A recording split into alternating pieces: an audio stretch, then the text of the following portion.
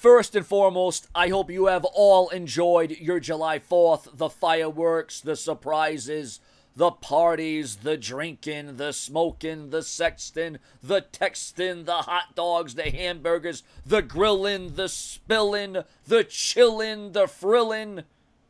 By God, it's all here. And then you have Monday Night Raw, the sparklers, the fireworks, the hype, the noise, the loud, this and that. And then we have Monday Night Raw.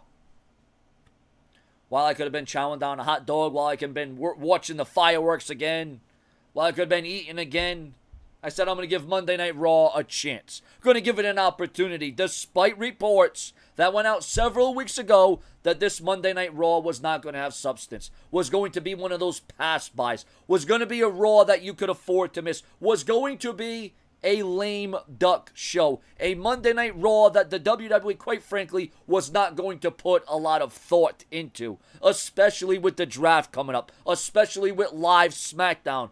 But then something happened. Something transpired. Something manifested. A couple of days ago, the WWE started strategizing. The WWE started booking. The WWE started planning. On their official website for this Raw tonight, on July 4th, Americana, USA, the red, white, and blue, Dean Ambrose scheduled. Dean Ambrose going to be in a match. Dean Ambrose going to fight.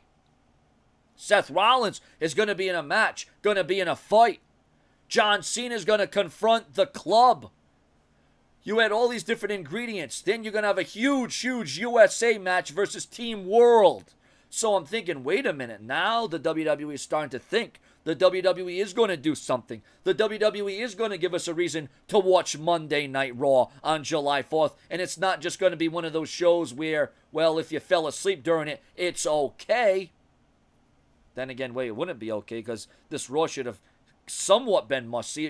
It should have been worth your time. It should have been worth your investment because you're thinking, well, geez, you know, you got Dean Ambrose on the show, the WWE champion. He was attacked by Seth Rollins last week. How is he going to respond this week?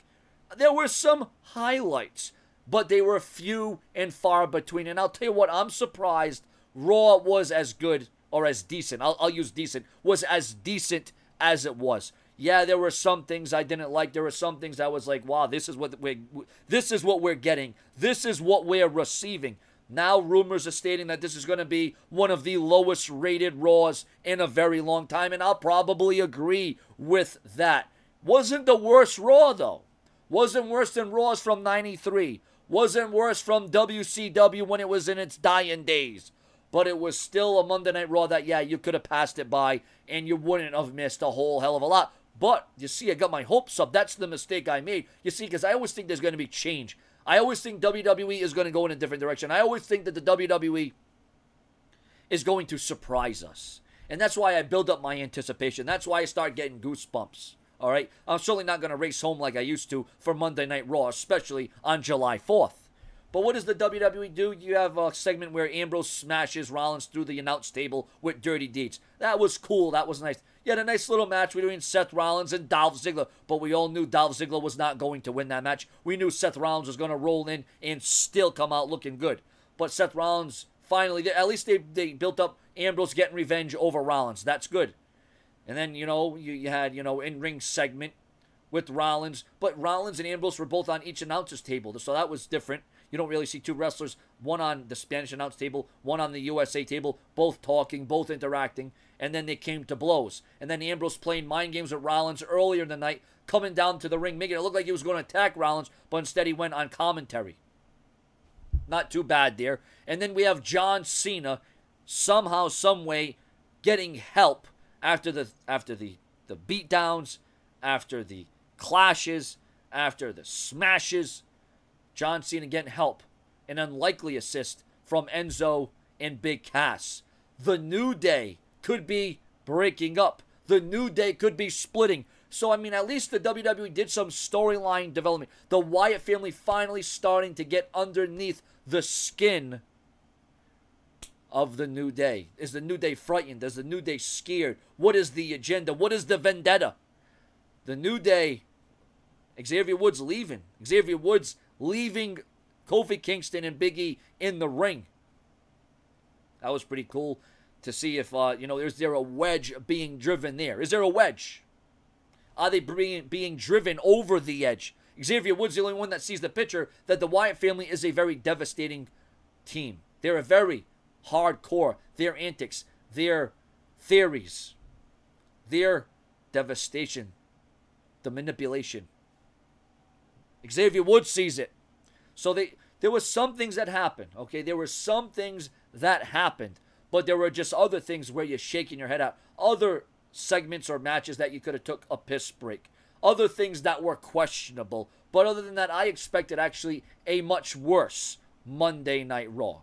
And you know what, ladies and gentlemen, what we got was, it was something okay. It was something that if you had nothing else left to do for the night, if you had just come home from the fireworks, come home from the party, come home from the surprises, come home from drinking, come home from sexing, texting, whatever it was just something to chill out, maybe get high, maybe get low, maybe drink, and just watch Monday Night Raw on July 4th, America's birthday, the red, white, and blue shining true. And then the main event, Team USA versus Team World.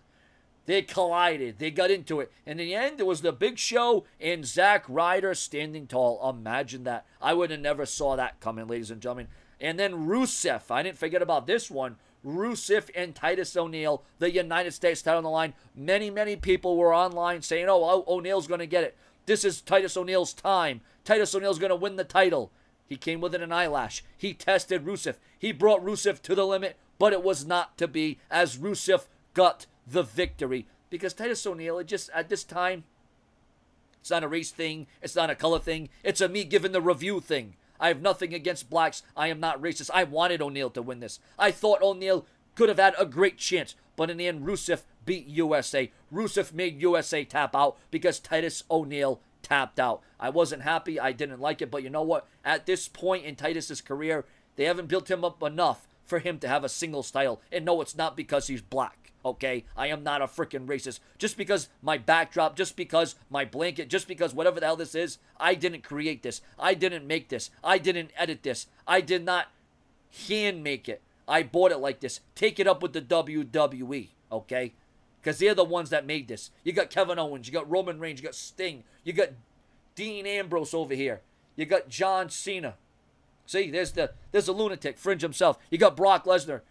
There's John Cena right there. See, I didn't make this. I did not make this, okay? This is how it came. So to rate Raw, can we really simply rate Raw? Well, out of 10 stars, was it a fun show? I mean, fun. Was it worth a watch? Maybe. Depending where you're coming from. There was a food fight to kick off Monday Night Raw. The biggest food fight in USA July 4th Raw history. That's how we kicked off Monday Night Raw, and you probably already knew it was going to be a bad Raw from there. But I wouldn't say it was a bad Raw. I wouldn't say it was a good Raw. I'd say it was a decent Raw. But once again, if you missed it, if you fell asleep, once again, you're not going to get sad. You're not going to get mad. You're not going to be depressed because you're not going to be impressed. It wasn't impressive by any stretch of the imagination.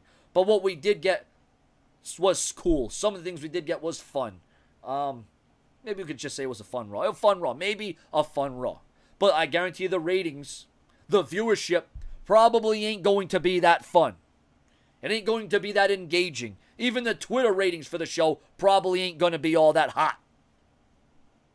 But let's hope once Raw, creative team, SmackDown becomes entities and they're separate brands and they go their own way, their own writers, their own storylines, their own diversity, maybe things will pick up again. So Raw, it was all right. It was okay. 6.5 out of 10 stars. 6.5 out of 10. If the show was a lot better than that, 8, 9, or 10 out of 10 stars. But just to be fair, 6.5 out of 10. That's what I'm saying. Subscribe.